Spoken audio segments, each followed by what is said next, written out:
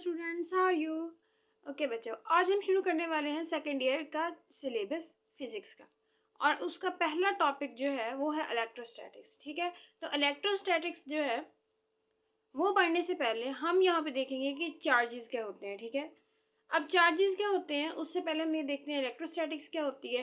Electrostatic basically physics की branch है जिसके अंदर हम चार्जेस को पढ़ते हैं रेस्ट पे।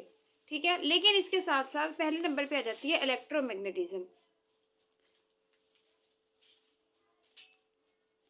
इलेक्ट्रोमैग्नेटिज्म, ठीक है, तो काफ़ी कुछ आप पढ़ोगे इसका सेकेंड ईयर के सिलेबस में। लेकिन अभी आपने पढ़ना है इलेक्ट्रोमैग्नेटिज्म की भी दो आगे डिविजन्स होती हैं, जिसमें आ जाता है एक इलेक्ट्रोस्टैटिक्स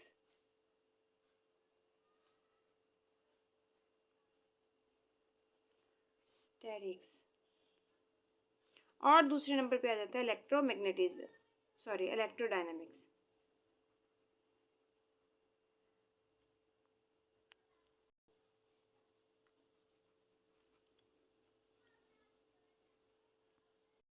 अब इलेक्ट्रोस्टैटिक्स क्या होता है? इलेक्ट्रोस्टैटिक्स में आप पढ़ते हो क्या? Charges at rest. ठीक है, इलेक्ट्रो होता है चार्जेस और स्टैटिक्स कहते हैं रेस्ट को। तो इसमें आप पढ़ते हो चार्जेस एट रेस्ट। सही है, यानी इसमें आप क्या क्या पढ़ते हो कि चार्ज की फील्ड कैसी है, उस चार्जेस दूसरे चार्जेस पर फोर्स कैसे लगा रहे हैं। ठीक है, और कैपेसिटर वगैरह इसी में आप पढ़ोगे, कैपेसिटेंस और वोल्टेज वगैरह।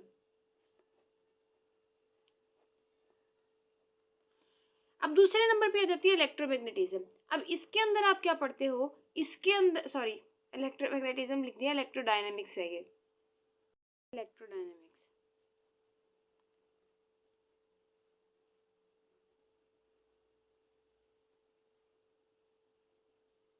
ओके। अब इलेक्ट्रोडायनामिक्स जो होती है इसके अंदर आप पढ़ते हो charges at motion. Charges at motion. अब मोशन जब चार्जेस कर रहे होते हैं, चार्जेस मूव कर रहे होते हैं तो करंट बनाते हैं। ठीक है, तो इसमें आप क्या क्या पढ़ोगे? करंट पढ़ोगे, फिर इसके साथ आप पढ़ोगे मैग्नेटिज्म, और इसके साथ साथ अल्टरनेटिंग करंट वगैरह, और इलेक्ट्रोमैग्नेटिज्म भी, इलेक्ट्रोमैग्नेटिक इंडक्शन, मैग्नेटिक इंडक्शन। ठीक है, ये सारी चीज़ें आप पढ़ोगे इलेक्ट्रोडायनेमिक्स में। ये इलेक्ट्रोमैग्नेटिज्म मेरे मुंह पे चढ़ गया बस अब। ओके, तो ये सारा कुछ आप पढ़ोगे इलेक्ट्रोस्टैटिक और इलेक्ट्रोडायनेमिक्स के अंदर। ठीक है, अब उसके से पहले क्वेश्चन तो ये उठता है ना कि चार्ज क्या होता है। ठीक है, अगर किसी बॉडी पे चार्ज है तो क्या है चार्ज, क्या मतलब क्या है चार्ज का। ठीक है, अब चार्ज क्या है, अगर आपसे को पूछे कि चार्ज क्या है तो आप कह सकते हो कि चार्ज इंट्रिंसिक प्रॉपर्टी है किसी भी मैटर की, intrinsic property, intrinsic property of matter. ठीक है, इंट्रिंसिक का मतलब है कि बस कुदरती तौर पर इसकी प्रॉपर्टी है, इसके अलावा आप कुछ नहीं कह सकते। अब चार्ज डिस्कवर कब हुआ, इसके बारे में हमें क्या मिलता है, तो 600 BC बिफोर क्राइस्ट से आपको ग्रीक मैथोलॉजी में इसका कोई सबूत मिलता है, इसका जिक्र मिलता है। ठीक है, तो अभी हम ये देखेंगे कि चार्जेस क्या होता है, इंट्रिंसिक प्रॉपर्टी होती है, और इसके साथ साथ मैस जो होता है, चार्ज तो होता है मैस जो होता है, मैस भी इंट्रिंसिक प्रॉपर्टी होता है कि बस वो होता है।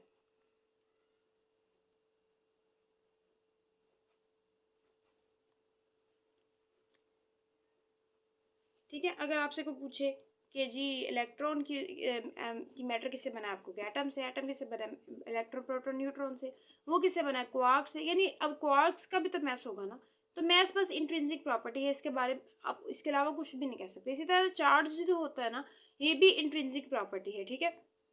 फिर चार्ज के बारे में दूसरी मालूमात, सिंबल इसका होता है जी, सिंबल इसका होता है क्यू, ठीक है।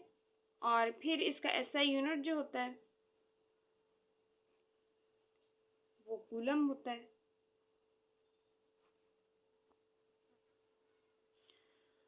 और फिर ये स्केलर क्वांटिटी होती है।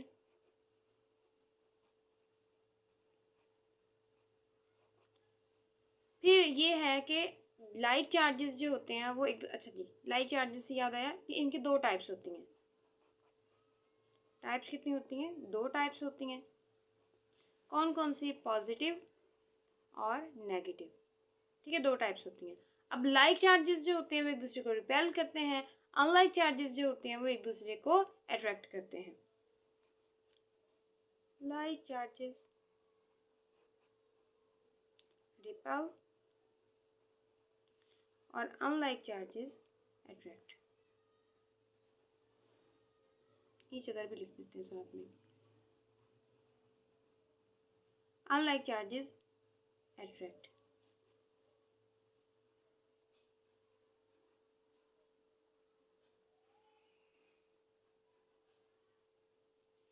ओके, तो ये तो आपने पढ़ लिया, ठीक है, कि चार्जेस के बारे में कुछ इन्फॉर्मेशन, कुछ चीज़ें। अब चार्ज और मैस जो होते हैं ना, उसमें रिलेशन ये होता है बेटा कि चार्ज और मैस हमेशा इकट्ठे आते हैं, यानी चार्ज कम विद मैस। यानी ऐसा नहीं हो सकता कि आप मैस चार्ज जो है वो उसको एक जगह से, एक बॉडी से दूसरी बॉडी तक ट्रांसफ़र करवाओ और मैस ना जाए, मैस ट्रांसफ़र ना हो। तो इसलिए हम कहते हैं कि charges are always come with mass, ठीक है। लेकिन ऐसा नहीं होता, अब ये चार्जेस अगर ट्रांसफ़र होंगे तो मैस भी ट्रांसफ़र होगा, लेकिन कभी ऐसा नहीं होगा कि मैस ट्रांसफ़र हो तो चार्ज भी ट्रांसफ़र हो सकता है कि आप पूरा एटम ट्रांसफ़र कर दो और पॉजिटिव और नेगेटिव चार्जेस जो हैं वो ना हो, ठीक है। यानी इसके ऑपोजिट ट्रू नहीं है, हमेशा चार्ज ट्रांसफ़र होगा तो कुछ ना कुछ मैस भी ट्रांसफ़र होगा, ऑपोजिट इज़ नॉट ट्रू।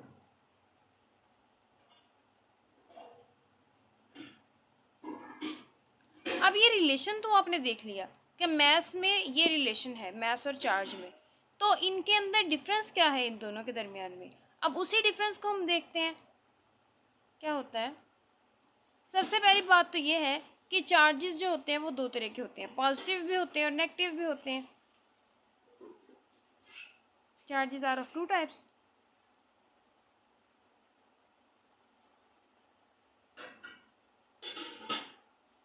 ठीक है, नेगेटिव भी होते हैं और पॉजिटिव भी, ठीक है। लेकिन जो मैस होता है वो हमेशा पॉजिटिव क्वांटिटी होती है, ठीक है, स्केलर है लेकिन पॉजिटिव ही होता है हमेशा। mass is always positive,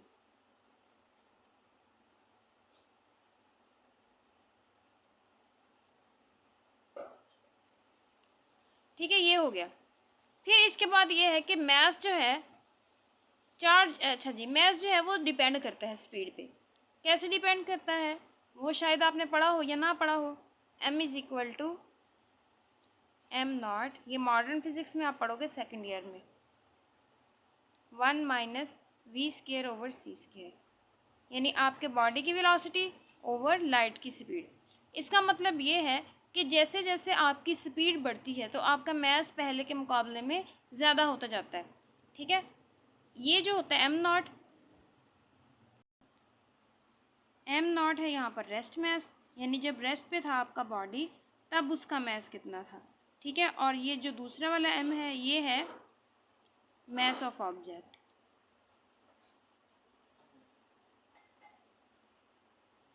ठीक है। अब इसको समझने के लिए क्या है, देखो आपकी जो वेलोसिटी है उसको आप स्पीड ऑफ लाइट पे डिवाइड कर दो, हमेशा आपकी वेलोसिटी स्पीड ऑफ लाइट से कम ही होगी ना, तो इसका आंसर क्या आएगा, इसका आंसर 0 से कम आएगा। जब आप इसको माइनस करोगे तो आंसर जो होगा वो क्या आएगा, 0 से कम। 1 में से कोई चीज़ माइनस कर दो तो आंसर 0 से कम आता है, स्क्वायर रूट लोगे तो और कम हो जाएगा। और यहाँ पे जब आप किसी बड़ी चीज़ को डिवाइड करते हो स्मॉलेस्ट क्वांटिटी से तो वो और बड़ी हो जाती है। तो एज अ रिज़ल्ट क्या होगा कि आपका मैस जो होगा वो इंक्रीज़ कर जाएगा। अब आप कहोगे कि रियल लाइफ में तो हमें नहीं ऐसा फील होता कि जब हम तेज़ दौड़ रहे हों तो हमारा मैस ज़्यादा हो, और अगर हम आहिस्ता आहिस्ता चल रहे हों या रेस्ट पे हो तो हमारा मैस कम हो। वो इस वजह से होता है कि आपकी जो स्पीड होती है ना वो कितनी होती है, 20 मीटर पर सेकेंड, 30 मीटर पर सेकेंड, इतनी होगी ना, इससे ज़्यादा तो नहीं होगी। और यहाँ पे कितनी होती है, 10⁸ तो इस वजह से जब आप इसको डिवाइड करते हो ना तो आंसर इतना छोटा आता है कि 1 में से माइनस करने के बाद वो तकरीबन 1 ही हो जाता है।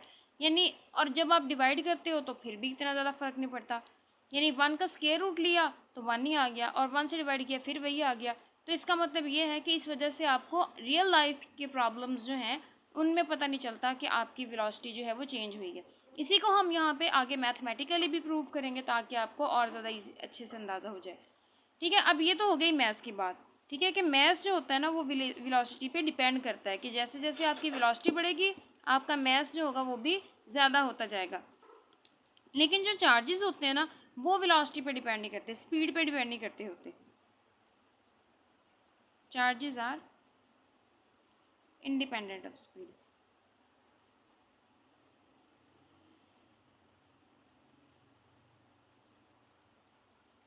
बेशक आपका बॉडी जो है वो जितनी मर्जी वेलोसिटी के साथ मूव करता रहे, जितनी मर्जी स्पीड के साथ चलता जाए, उसका जो चार्जेस होंगे उस पर कोई फ़र्क नहीं पड़ेगा, वो जितना है उतना ही रहेगा। लेकिन आपके मैथ्स पे फ़र्क पड़ेगा। ठीक है, अब मैथ्स पे भी कैसे फ़र्क पड़ेगा कि जब आप फर्स्ट ईयर में पढ़ते थे उसमें क्या होता था कि आपके बॉडी बड़े बड़े यानी जिन चीज़ों से आप रिलेट करते थे वो रियल लाइफ प्रॉब्लम्स होते थे, बड़े बड़े जहाज़ और फुटबॉल्स और गेम्स, यानी रियल लाइफ प्रॉब्लम्स होते थे और उनमें आप चीज़ों को देख रहे होते थे। मैथ्स बहुत ज़्यादा होता था उनका और स्पीड बहुत कम होती थी। लेकिन यहाँ पे जब आपने रिलेट करना है, ये रिलेट करना है इलेक्ट्रॉन्स प्रोटॉन्स के साथ जिनका मैथ्स बहुत कम होगा और वेलोसिटी उनकी बहुत ज़्यादा होगी। तो ज़्यादा वेलोसिटी के साथ वो जब जाएंगे, मतलब 10⁻⁷, 10⁵5 इतनी वेलोसिटी के साथ जब जाएंगे तब मैथ्स पे फ़र्क पड़ेगा। इसी इक्वेशन को देखने के लिए हम यहाँ पे इसको प्रूव करने के लिए रियल लाइफ में क्या होता है, क्यों हमें मैथ्स में इतना ज़्यादा फ़र्क पता नहीं चलता, तो उसके लिए हम प्रॉब्लम करते हैं। तो समझो यहाँ पे आपका ये कार है,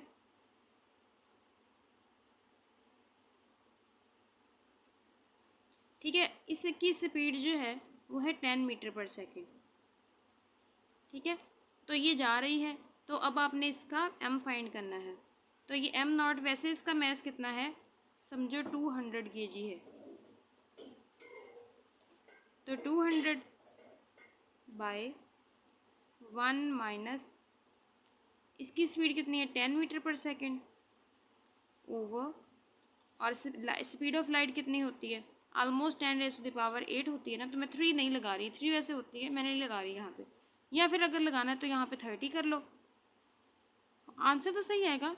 बस इसमें ये होगा कि आपका कैलकुलेशन इजी हो जाएंगी क्योंकि हमने यहाँ पे कॉन्सेप्ट पे फोकस करना है। तो यहाँ पे 1 माइनस 10 बाय 10⁸ और ये ऊपर जाके क्या हो जाएगा 200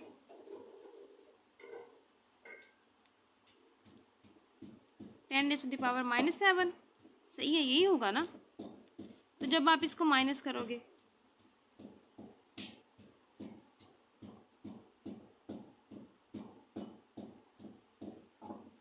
तो ये आपके पास 1 माइनस 0.1 2 3 4 5 6 और 7, यानी तकरीबन इतनी रकम बनी। जब आप 1 में से इतनी बड़ी रकम को माइनस करते हो तो वो आपके पास ऑलमोस्ट 1 ही रह जाता है। ठीक है, 200/√1, ये 200/√1 और ये आपके पास m आ गया 200 kg, वैसे के वैसे। ठीक है, इससे आपको पता चलता है कि रियल लाइफ में आपकी जो वेलोसिटीज़ होती है ना वो काफ़ी कम होती हैं, इसी वजह से आपके मैथ्स जो होते हैं उसमें इतना ज़्यादा फ़र्क नहीं पड़ता। लेकिन वही बात कि जब आप यहाँ पे चार्जेस की बात कर रहे हो, इलेक्ट्रॉन प्रोटॉन न्यूट्रॉन्स की बात करते हो, तो उनके मैसेज इतने कम होते हैं और उनकी स्पीड इतनी ज़्यादा होती है कि जब वो मूव करते हैं तो उनके मैस पे विजुअल तो बच्चों अब आपने पढ़ना है कंजर्वेशन ऑफ चार्ज। ठीक है, कंजर्वेशन ऑफ चार्ज का क्या मतलब है? Charge can not be created, अच्छा neither can be created nor can be destroyed. ठीक है, यानी ना तो आप उनको बना सकते हो, ना ही आप उसको ख़त्म कर सकते हो, बस एक बॉडी से दूसरे बॉडी तक ट्रांसफ़र कर सकते हो। Charge can neither be created and nor be destroyed.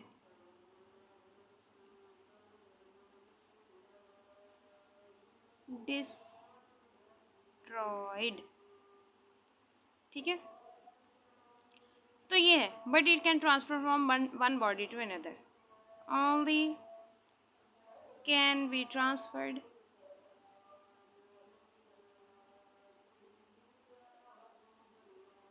From one body to another.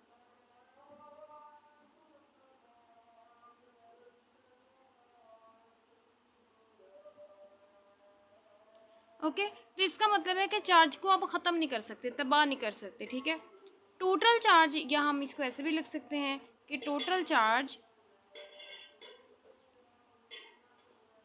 on an isolated system is conserved।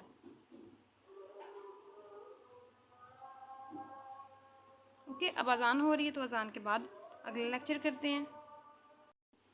तो बच्चों इसका मतलब ये है कि अगर आइसोलेटेड सिस्टम है, यानी बाहर से उसका कोई लेना देना नहीं है, बाहर से आपने उसको अलग करके रखा हुआ है, ठीक है, तो उसका चार्ज हमेशा कंजर्व ही रहेगा।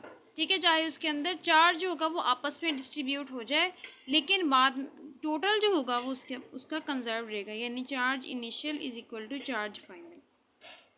ठीक है, अब इसी तरह आप वो देखते भी तो हो कि जो एटम होता है, सोडियम मिसाल के तौर पर ले लो, तो क्या होता है कि एक इलेक्ट्रॉन इसमें से रिलीज हो जाता है और यहाँ पे एक सोडियम के ऊपर आ जाता है पॉजिटिव चार्ज। तो यहाँ पे चार्ज कितना है? ज़ीरो, क्योंकि जितने प्रोटॉन उतने न्यूट्रॉन, इलेक्ट्रॉन्स।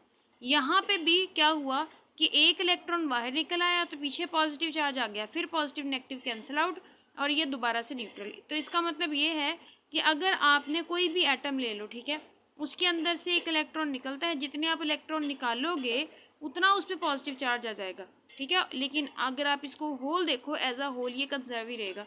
जैसे ये इक्वेशन की दोनों साइड्स जो हैं वो क्या है? कंजर्व हैं। ओके, ये तो छोटा सा टॉपिक था। अब आगे आपने पढ़ना है क्वांटाइजेशन। क्वांटाइजेशन काफ़ी इंपॉर्टेंट है और अक्सर बच्चे इसमें कंफ्यूज भी हो जाते हैं। क्वांटाइजेशन ऑफ चार्ज होता क्या है? ठीक है, क्वांटाइजेशन का मतलब क्या है? क्वांटाइज्ड का मतलब होता है फिक्स। ठीक है, क्वांटाइजेशन निकला है क्वांटाइज्ड से, ठीक है, और इसका मतलब होता है फिक्स्ड। यही वाली चीज़ आपने पढ़ी होगी बोहर एटॉमिक मॉडल में। ठीक है, वहाँ पे कहते हैं कि जो इलेक्ट्रॉन्स होते हैं उनकी एनर्जी क्या होती है? क्वांटाइज्ड होती है, यानी इलेक्ट्रॉन जिस एनर्जी लेवल में रिवॉल्व करते हैं उस एनर्जी लेवल की, यानी जो एनर्जी होती है वो क्वांटाइज्ड होती है, पोटेंशियल एनर्जी क्वांटाइज्ड होती है। तो what is quantized, what is fixed? ठीक है, फिक्स्ड का मतलब ये होता है कि कोई भी चीज़ जो आपको सिर्फ फिक्स्ड वैल्यूज़ में ही मिले। ठीक है, एनीथिंग, तो इसकी तो anything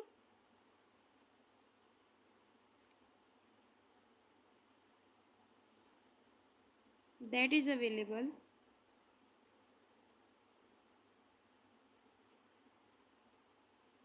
in fixed values, fixed amount. ठीक है, अब होता इसमें ये है कि जब आप मिसाल के तौर पर दुकान पे जाते हो, ठीक है, उनसे कहते हो कि ब्रेड लेना है, तो वो क्या कहता है कि ब्रेड का पूरा पैकेट ही देता है जिसमें आपके पास मिसाल के तौर पर 12 ब्रेड्स हैं। ठीक है, तो ऐसा तो नहीं होगा कि वो, अगर आप एक ब्रेड का पैकेट ले सकते हो, 2 ब्रेड के पैकेट ले सकते हो, 3 ब्रेड के पैकेट्स ले सकते हो, यानी 1 2 3 ले सकते हो। ऐसा तो नहीं हो सकता कि वो बंदा आपको पैकेट खोल के उस 12 में से 2 निकाल के पीस दे दे। ठीक है, ब्रेड के पीस दे दे, ऐसा नहीं हो सकता, पूरा ब्रेड ही आपको ख़रीदना पड़ेगा।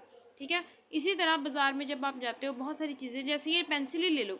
ठीक है, अब पेंसिल जो है अगर आपने जाके दुकान से लेनी है तो ये 1 ले सकते हो पेन, ठीक है, 2 ले सकते हो, 3 ले सकते हो। जैसे ये कलर्स वाला जो है वो 12 का पैकेट आता है। ठीक है, तो आप 12 का पूरा का पैकेट लोगे। ऐसा तो नहीं हो सकता कि आप कहो कि जी हमें पिंक वाला दे दो तो वो पिंक वाला निकाल के दे नहीं, आप पूरा पैकेट ही ले सकते हो। 1 पैकेट ले लो, 2 पैकेट ले लो, 3 पैकेट ले लो, जितना ही ले लो, ठीक है, लेकिन आपको लेना पूरा पैकेट पड़ेगा। तो इसी तरह क्वांटाइज्ड का मतलब होता है फिक्स्ड अमाउंट में जो चीज़ अवेलेबल हो, उससे कम या ज़्यादा आप नहीं ले सकते, यानी हाफ नहीं ले सकते। तो अब आगे क्या होता है कि चार्ज क्या होता है, ठीक है, चार्ज की क्वांटाइजेशन क्या होती है। चार्ज भी क्वांटाइज्ड होता है। अब वो चार्ज, स्मॉलेस्ट चार्ज, जिसको आप एक जगह से दूसरी जगह ट्रांसफ़र कर सकते हो और जो इंडिपेंडेंटली एग्जिस्ट कर सकता है, वो कौन सा होता है। Let me change colour.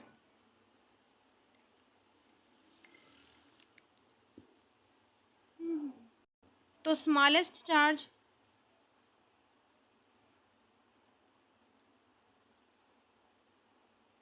that can exist independently.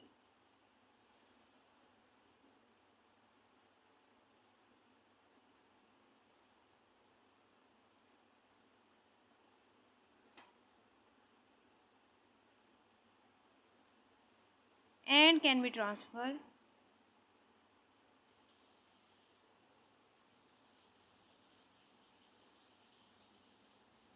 is, क्या है वो भला, इलेक्ट्रॉन। ठीक है, अगर आपने किसी बॉडी को चार्ज कराना है तो या तो उसको इलेक्ट्रॉन दे दो या फिर उससे इलेक्ट्रॉन ले लो। अगर दोगे तो जितने इलेक्ट्रॉन दोगे उतना उस पर positive charge, sorry negative charge आ जाएगा। अगर आप उससे इलेक्ट्रॉन लोगे तो उतना ही उसके ऊपर पॉजिटिव चार्ज आ जाएगा। ठीक है, अब इलेक्ट्रॉन के ऊपर चार्ज कितना होता है, 1 इलेक्ट्रॉन के ऊपर चार्ज होता है 1.6 मल्टीप्लाई बाय 10⁻⁻19 कूलम। ठीक है, अब जब आप एक कूलम, एक इलेक्ट्रॉन को ट्रांसफ़र कराते हो एक एटम में से दूसरे एटम के अंदर, ठीक है, तो उसके ऊपर 1 नेगेटिव चार्ज आ जाता है। ठीक है, 1 इलेक्ट्रॉन चार्ज आ जाता है।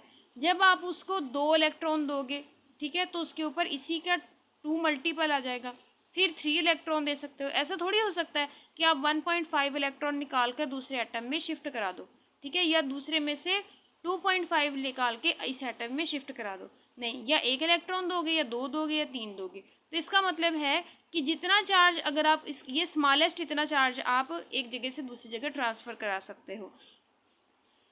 अब अगर आपने, या फिर इसके इंटीजर मल्टीपल, यानी इससे कम नहीं करा सकते।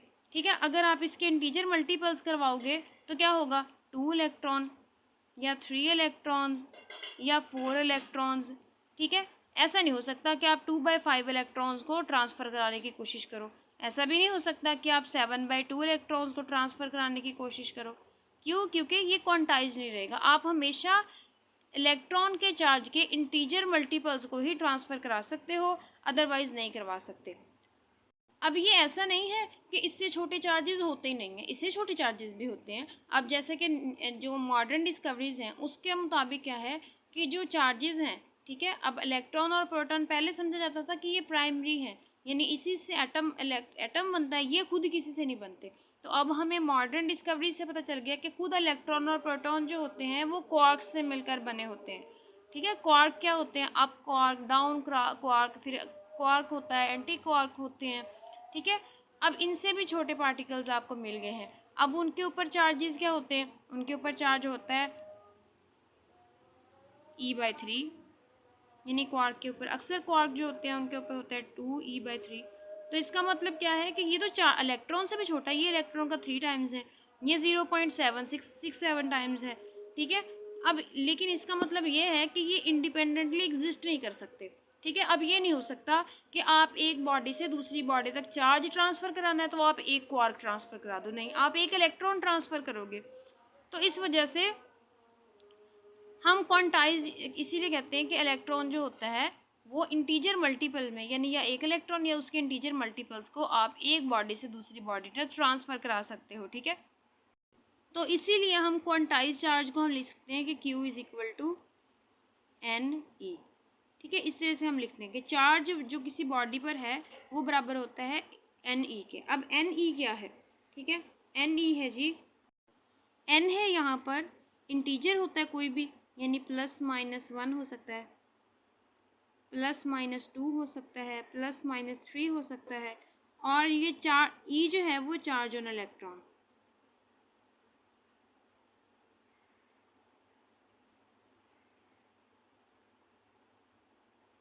राइट। तो इसका मतलब ये है कि यहाँ पर सिर्फ 1 2 3 4 ही आ सकता है, ये नहीं हो सकता कि आप यहाँ पर 2.5 लगा दो, नहीं हो सकता। ये भी नहीं हो सकता 3.7 लगा दो, ये भी नहीं हो सकता। आपने इंटीजर ही लगाने हैं, ठीक है। इसी का हम रिलेटेड एक क्वेश्चन करते हैं so that you can understand it clearly. तो समझो बच्चों, आपके पास आपको कहा है कि जी चार्ज है आपके पास Q is equal to 1.6 multiply by 10 raise to the power minus चलो 17 कर लो, ठीक है।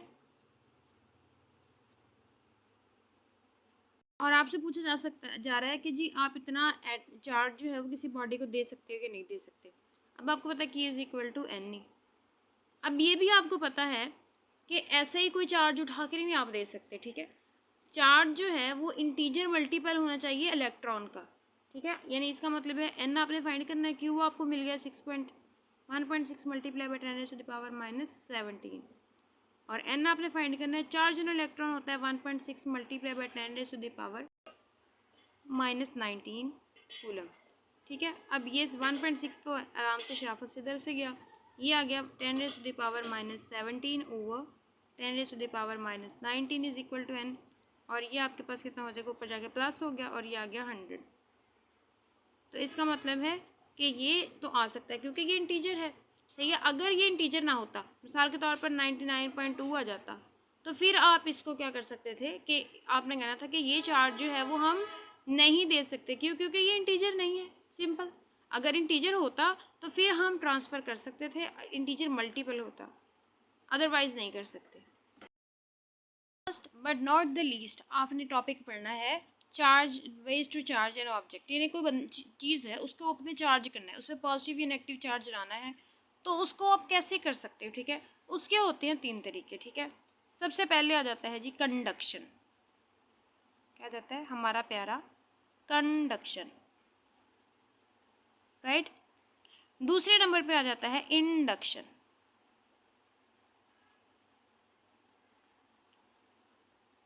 अच्छा जी। चौथे नंबर पे आ जाता है चार्जिंग बाय फ्रिक्शन,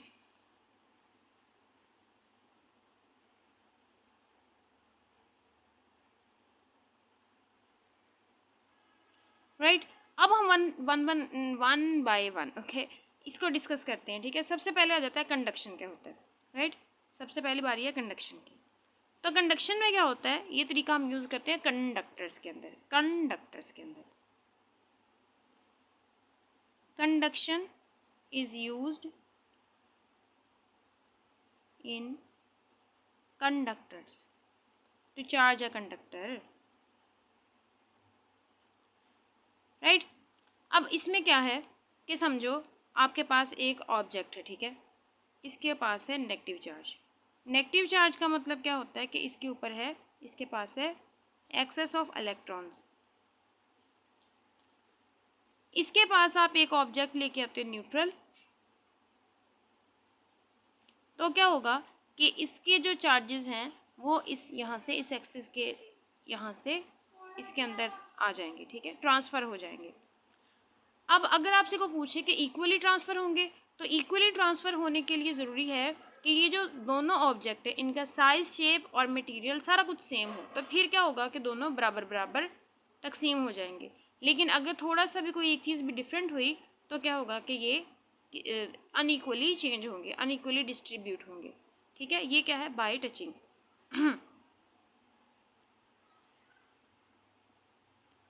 टचिंग, ठीक है। अब दूसरे नंबर पे आ जाता है इंडक्शन।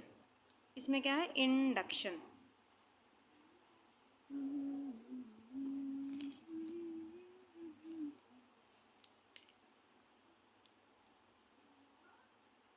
इंडक्शन जो होती है ना वो भी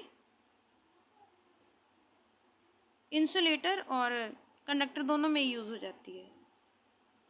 इंडक्शन इसमें ये होता है कि समझो आपके पास ये बॉडी है, ये है न्यूट्रल।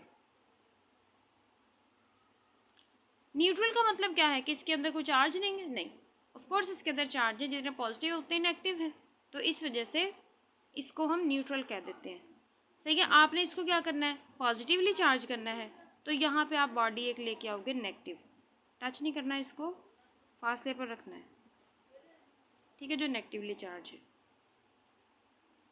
अब ऑफ कोर्स इसके अंदर भी पॉजिटिव नेगेटिव सारे इकट्ठे होंगे, नेगेटिव भी होंगे साथ में।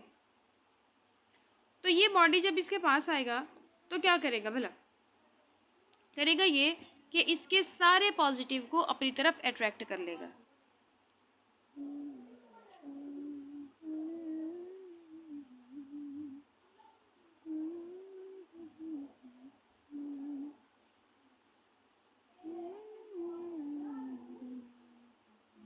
सारे पॉजिटिव जो होंगे वे इस साइड पे आ जाएंगे,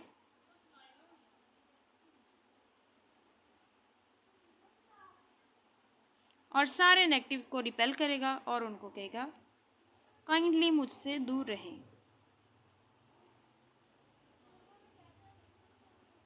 ठीक है, अब इसमें क्या होगा कि इसकी ये साइड जो होगी वो पॉजिटिव होगी, ये नेगेटिव होगी। इसको हम कहते हैं क्या भला, इसको हम कहते हैं पोलराइजेशन। अब इसमें हुआ ये है कि ये बॉडी का एक सिरा पॉजिटिव हो गया, दूसरा नेगेटिव हो गया, लेकिन अभी भी एज अ होल ये बॉडी जो है वो न्यूट्रल है, क्योंकि जितना पॉजिटिव उतना ही नेगेटिव। ठीक है, अब होता पता क्या है, कभी भी प्रोटॉन ट्रांसफ़र नहीं होते, पॉजिटिव चार्जेस ट्रांसफ़र नहीं होते, हमेशा अपनी जगह से डिस्प्लेस होते हैं क्या, इलेक्ट्रॉन्स ही डिस्प्लेस होते हैं, प्रोटॉन कभी भी डिस्प्लेस नहीं होते। क्यों, क्योंकि प्रोटॉन का मैस ज़्यादा होता है, तो इसी वजह से प्रोटॉन अपनी जगह पे रहते हैं, मैस इसका इलेक्ट्रॉन से ऑलमोस्ट 1860 टाइम्स ज़्यादा होता है, तो इस वजह से इलेक्ट्रॉन ही चार्जेस को ट्रांसफ़र करते हैं और बेचारे इधर उधर जाते हैं, प्रोटॉन अपनी जगह पे विराजमान रहते हैं हमेशा ही। तो अगर आपने इस बॉडी को फुल को पॉजिटिवली चार्ज करना है तो क्या करोगे, तो उसका एक तरीका ये है कि आप इसके पास एक और बॉडी ले आओ, ठीक है, जो न्यूट्रल हो, कंडक्टर भी हो, तो क्या होगा कि सारे के सारे नेगेटिव जो होंगे वो इधर ट्रांसफ़र हो जाएंगे, ये सारे के सारे, और यहाँ पे सिर्फ पॉजिटिव चार्ज ही इस बॉडी पर रह जाएगा। ठीक है, ये हो गई आपकी इंडक्शन। अब तीसरे नंबर पे आपने पढ़नी है इंडक्शन, चार्जिंग बाय फ्रिक्शन। तो आखिरी टॉपिक, आखिरी बात, चार्जिंग बाय फ्रिक्शन। सही है, चार्जिंग बाय फ्रिक्शन ज़्यादातर इंसुलेटर में यूज़ की जाती है। अब आपने अक्सर देखा होगा कि जब आप कंघी अपने बालों, खुश्क बालों में करते हो बगैर ऑयल लगाए, तो वो जो कागज़ के टुकड़े होते हैं ना छोटे छोटे, उसके साथ चिपक जाते हैं। कैसे, क्यों होता है, क्योंकि अभी तो आपका कॉम जो होता है वो लकड़ी का, ये प्लास्टिक का होता है, और वो तो इंसुलेटर है। उसमें होता ये है कि आप जब इसको, मिसाल के तौर पर ये कॉम है,